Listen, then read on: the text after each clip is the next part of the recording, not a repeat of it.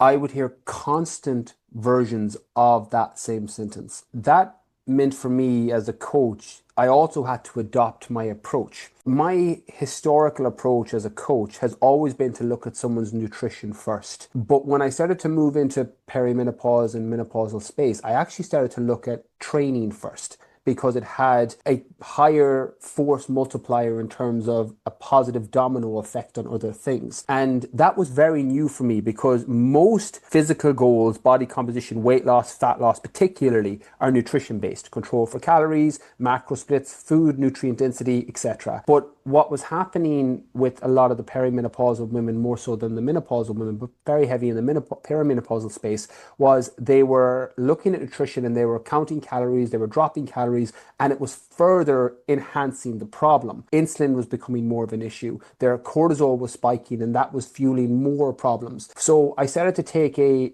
training lens first approach. And everybody listening to this who's struggling and they're at that frustration point, it's a little bit of a shift, because as a professional, you're always going to think food first. But in some cases, your training is the positive domino that knocks everything else over in a positive way, particularly hormonally. And with training, you're looking at a combination of three things. You're looking at, I call them the three H's. Heavy for bone density, so you're reducing the risk of osteoporosis, etc. You're talking hypertrophy, so that's going to help with metabolic function and improve your metabolic rate, so you're still potentially going to burn more calories while you're resting.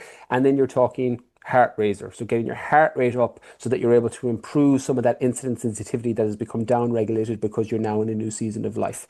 And what that does is it increases the impact that the nutritional changes make when you combine the two of them together, because now you're able to potentially, eating higher fat, higher protein is the protocol.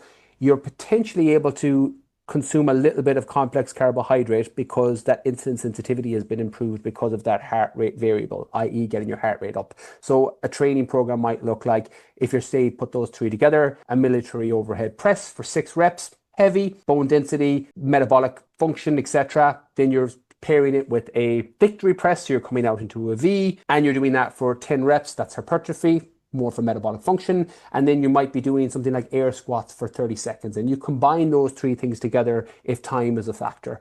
And you're building your entire workout protocol like that. Straight away, that's going to have a positive impact on mood, because we know the endorphin high from training, so straight away you're going to get that. But you're also going to get a positive knock on from the hormonal impact. And then when you go and use your food to support that, it can give you faster results, which, and again, I'm not about speed, but sometimes when you haven't got the results and you've been doing something for so long, you need a little bit of a quick win to show that what you're doing is right and show that what you're doing is correct. And then once you do that, you can layer your supplements on top of that. Hopefully, if you're doing that all together, and then if you're combining it with HRT, your sleep will improve. And then you've got this holistic approach to physical body composition change that works for you in this season of life.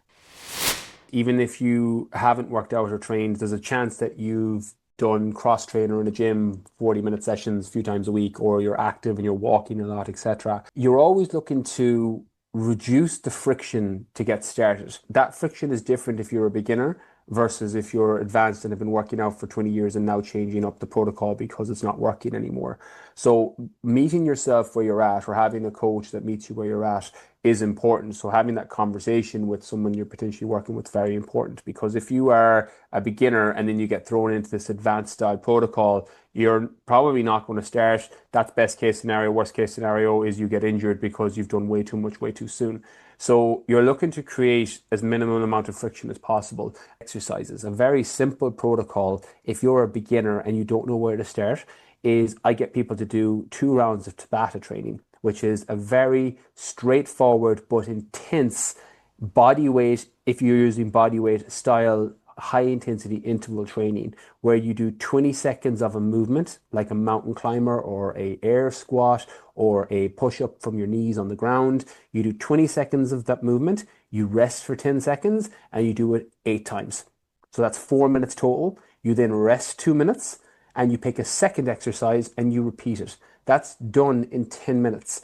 And it doesn't sound like an awful lot, but that 10 minutes is ramping your heart rate very high, because you're actually working for twice your rest period, which is a very advanced protocol, but you can scale it back in terms of difficulty by choosing a bodyweight exercise that's actually supportive for your frame. If you're heavier, you're going to adjust the movement patterns. If you've got issues with knees or shoulders or triceps or elbows, you're going to adjust the movement patterns so that you're able to do things that are comfortable for your body, and not comfortable in the sense of the exercise that should be challenging, comfortable in the sense that you don't feel pain from a pre-existing injury, so that you have more manipulation on that. And again, any bodyweight exercise will do that. Your mountain climbers, air squats, burpees, planks, push-ups, plank to push-ups, opposite knees to elbows, butterfly kicks. There's a whole host of exercises that people can search, Google, go onto YouTube. I've got loads of these on my YouTube channel, Brian Keane Fitness, that people can check.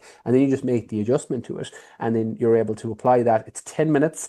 And if you're a beginner, that will start to give you a good base and will potentially improve that insulin sensitivity we talked about, which again isn't the whole picture, but it is something that moves the needle forward in a positive direction.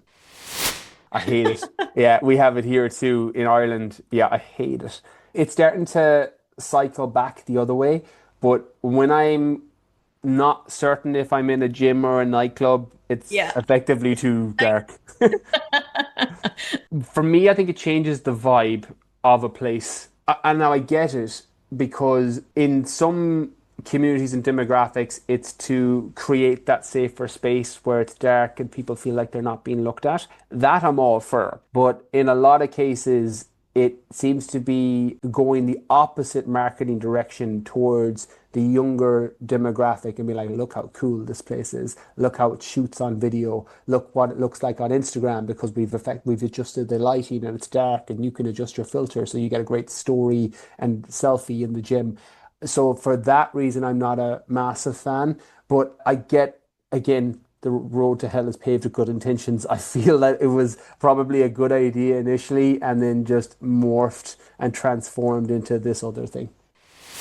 I recorded a solo podcast today, which I think is coming out around the same time as this, where I was talking about 6 lessons I wish I learned 10 years ago. And one of them was not taking advice from someone you wouldn't take praise from. And it kind of evolved into filtering where your information is coming from. And the example I gave on that podcast is I've been working with people in fitness for 13 years now, and I've been doing it longer myself. And I can read, watch, or listen to fitness advice, nutrition advice, and straight away go, that's not for me, that is for me, that's not relevant, that's lacking evidence, that's cherry picked, etc. I can do it instantly. I've been in the space for so long. But if somebody is talking to me about cryptocurrency, I don't know what's good advice. I don't have the filtering framework to determine if this information is valuable to me or if it's not. The issue with ChatGPT and AI is you still have the same problem of not filtering it to know if it's right for you or not. And that's my main concern because I actually love it as a feature. For those who have been training for years, who potentially have done a nutritional qualification or a personal training cert, or just have a really good understanding of their body, have now moved into perimenopause or menopause, what's not working for them currently because it is something that worked 10 years ago, and they read ChatGPT and go, oh, of course, my estrogen, my progesterone, testosterone, duh, of course, that's off. I need to adjust this and this. Love it for those individuals. They don't need a coach, they don't need a trainer, they don't need a filter. They are their own filter. But where the problem comes in, for those who don't know what information is good and what information is bad, and without getting even into the accountability element that a coach, an individual, a program, a community, a group can give you, which is huge. That's not to underplay the role that community has when it comes to staying on track, being accountable, feeling supported. That's a massive thing within fitness and health in general. But the primary concern is the filtering. You don't know if Claude, ChatGPT, Perplexity is giving you the information that's relevant for you. It's pooling all the data that's out there. So it's true and relevant for someone, but is it true and relevant for you? If you can't legitimately answer the next potential question that someone's asked, you're either at the edge or you're over or outside your circle of competence. You can't legitimately answer the next question. If you are using ChatGPT yourself or any of these tools and you don't know what the follow-up question should be and you don't know how to interpret that, you're at the edge or outside your circle of competence and you are potentially going to set yourself up for more frustration.